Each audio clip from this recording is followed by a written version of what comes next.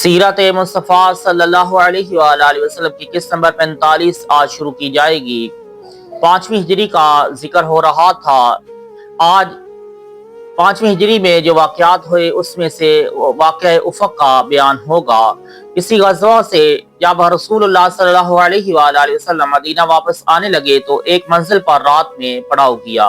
हज़रत आयशा सिद्दीक़ा रज़ी अल्लाह तआला अन्हा एक बंद हौदज में सवार होकर सफ़र करती थीं और चंद मख़सूस आदमी इस हौदज को ऊँट पर लादने और उतारने के लिए मुक़र्रर थे। हज़रत आयशा सिद्दीक़ा रज़ी अल्लाह तआला अन्हा लश्कर की रवानगी से कुछ देर पहले लश्कर से बाहर हरफ़ाए हाजत के लिए तशरीफ़ ले गईं। जब वापस हुईं तो देखा कि उनके गले का हार कहीं टूट कर गिर पड़ा है और वो दोबारा उस हार की तलाश में अपने लश्कर से बाहर चली गईं। इस मर्तबा वापसी में कुछ देर लग गई और लश्कर रवाना हो गया। आपका हौदज लादने वाले ने ये ख्याल करके कि उम्मुल मोमिनीन हौदज के अंदर तशरीफ फरमा है, हौदज को ऊंट पर लाद दिया और पूरा काफिला मंजिल से रवाना हो गया। जब हजरत आयशा सिद्दीक़ा रज़ी अल्लाह तआला अन्हा मंजिल पर वापस आई तो यहाँ कोई आदमी मौजूद नहीं था। तन्हाई से सख्त घबराई। अंधेरी रात में अकेले चलना भी खतरनाक था, इसलिए वो ये सोच कर वहीं लेट गई कि जब अगली मंजिल पर लोग मुझे ना पाएंगे तो जरूर ही मेरी तलाश में यहाँ आएंगे।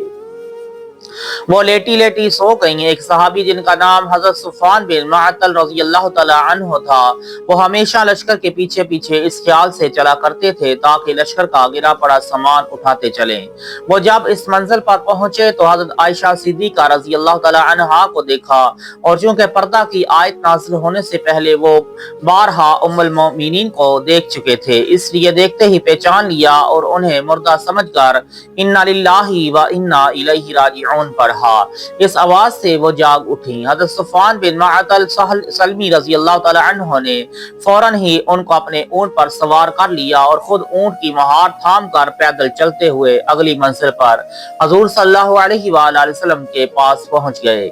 मुनाफिकों के सरदार अब्दुल्ला बिन उबई ने इस वाक़या को हज़रत बीबी आयशा सिद्दीक़ा रज़ी अल्लाह तआला अन्हा पर तोहमत लगाने का जरिया बना लिया और खूब इस तोहमत का चर्चा किया। यहाँ तक कि मदीना में उस मुनाफिक ने इस शर्मनाक तोहमत को इस कदर उछाला और इतना शोर गुल किया मचाया कि मदीना में हर तरफ इस इफ्तरा और तोहमत का चर्चा होने लगा। और बाज़ मुसलमान मसलन हज़रत हसन बिन साबित, हज़रत मस्तह बिन असासा और हज़रत हमना बिनते जहश रज़ी अल्लाह तआला अन्हुम ने भी इस तोहमत को फैलाने में कुछ हिस्सा लिया।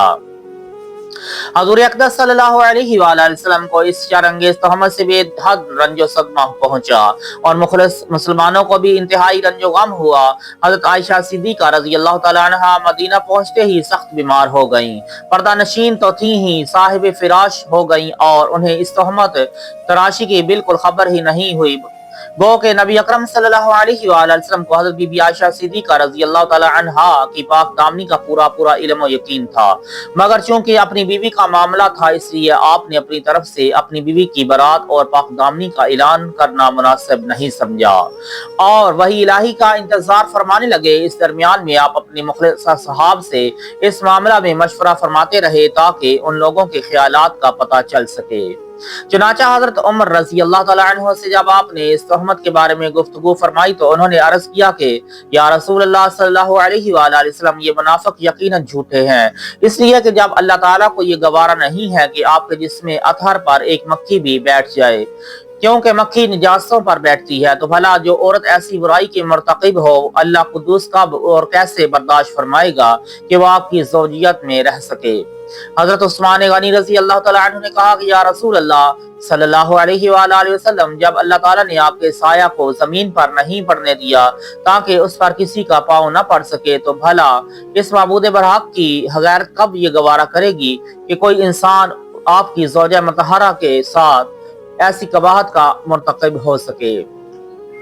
हजरत अली रज़ी अल्लाह तआला अन्हु ने ये गुजारिश की कि या रसूलल्लाह सल्लल्लाहु अलैहि वसल्लम, एक मर्तबा आपकी नालैन अक़दस में नजासत लग गई थी तो अल्लाह ताला ने हजरत जिब्राइल अमीन अलैहिस्सलाम को भेजकर आपको खबर दी कि आप अपनी नालैन अक़दस को उतार दें। इसलिए हजरत बीबी आयशा सिद्दीक़ा रज़ी अल्लाह तआला अन्हा मआज़ल्लाह अगर ऐसी होती तो जरूर अल्लाह अज़्ज़ा वजल आप पर वही नाज़िल फरमा देता कि आप उनको अपनी ज़ौजियत से निकाल दें। حضرت ابو ایوب انصاری رضی اللہ تعالیٰ عنہ نے جب اس تہمت کی خبر سنی تو انہوں نے اپنی بیوی سے کہا کہ اے بیوی تو سچ بتا، اگر حضرت صفوان بن معطل کی جگہ میں ہوتا تو کیا یہ گمان کر سکتی ہے کہ میں حضور اقدس صلی اللہ علیہ وآلہ وسلم کی حرم پاک کے ساتھ ایسا کر سکتا تھا؟ تو ان کی بیوی نے جواب دیا کہ اگر حضرت عائشہ صدیقہ رضی اللہ تعالیٰ عنہا کی جگہ میں رسول اللہ صلی اللہ علیہ وآلہ وسلم کی بیوی ہوتی تو اللہ کی قسم میں کبھی ایسی خیانت نہیں کر سکتی تھی۔ وہ پھر حضرت عائشہ رضی اللہ تعالیٰ عنہا جو مجھ سے لاکھوں درجے بہتر ہیں، اور حضرت صفوان بن معطل رضی اللہ تعالیٰ عنہ جو بدر جہاں تم سے بہتر ہیں، بھلا کیوں کر ممکن ہے کہ یہ دونوں ایسی خیانت کر سکتے ہیں؟ بخاری شریف کی روایت ہے کہ حضور صلی اللہ علیہ وآلہ وسلم نے اس معاملہ میں حضرت علی اور حضرت اسامہ رضی اللہ تعالیٰ عنہما سے جب مشورہ طلب فرمایا تو حضرت اسامہ رضی اللہ تعالیٰ عنہ نے برجستہ کہا کہ یا رسول اللہ صلی اللہ علیہ وآلہ وسلم، وہ آپ کی بیوی ہیں اور ہم انہیں اچھی ہی جانتے ہیں۔ اور حضرت علی رضی اللہ تعالیٰ عنہ نے یہ جواب دیا کہ یا رسول اللہ تعالیٰ نے آپ پر کوئی تنگی نہیں ڈالی ہے، عورتیں ان کے سوا بہت ہیں، اور آپ کے بارے میں ان کی لونڈی حضرت بریرہ سے پوچھ لیں، وہ آپ سے سچ مچ کہہ دیں گی۔ حضرت بریرہ رضی اللہ تعالیٰ عنہ سے جب آپ نے سوال فرمایا تو انہوں نے عرض کیا کہ یا رسول اللہ صلی اللہ علیہ وآلہ وسلم، اس ذات پاک کی قسم جس نے آپ کو رسول برحق بنا کر بھیجا کہ میں نے حضرت بی بی عائشہ صدیقہ رضی اللہ تعالیٰ عنہا میں کوئی عیب نہیں دیکھا۔ ہاں اتنی بات ضرور ہے کہ وہ ابھی کمسن لڑکی ہیں، وہ گوندا ہوا آٹا چھوڑ کر سو جاتی ہیں اور بکری آ کر کھا ڈالتی ہے۔ پھر حضور صلی اللہ علیہ وآلہ وسلم نے اپنی زوجہ محترمہ حضرت زینب بنت جہش رضی اللہ تعالیٰ عنہا سے دریافت فرمایا، جو حسن و جمال میں حضرت عائشہ رضی اللہ تعالیٰ عنہا کے مثل تھیں، تو انہوں نے قسم کھا کر یہ عرض کیا کہ یا رسول اللہ صلی اللہ علیہ وآلہ وسلم، میں اپنے کان اور آنکھ کی حفاظت کرتی ہوں، اللہ کی قسم میں نے حضرت بی بی عائشہ کو اچھی ہی جانتی ہوں۔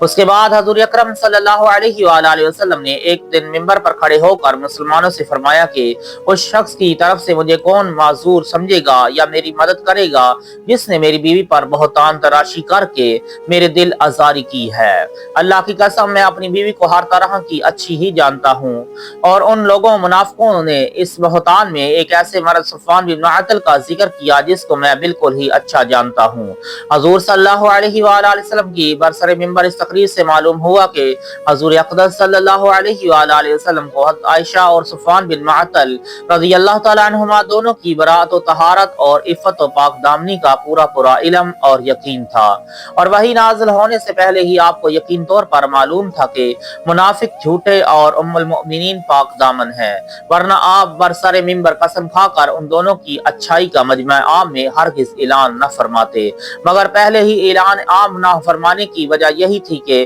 اپنی بیوی کے پاک دامنی کا اپنی زبان سے اعلان کرنا حضور اقدس صلی اللہ علیہ وآلہ وسلم مناسب نہیں سمجھتے تھے۔ جب حد سے زیادہ منافقین نے شور و غوغا شروع کر دیا تو حضور اکرم صلی اللہ علیہ وآلہ وسلم نے منبر پر اپنے خیال اقدس کا اظہار فرما دیا، مگر اب بھی اعلان عام کے لیے آپ کو وحی الہی کا انتظار ہی رہا۔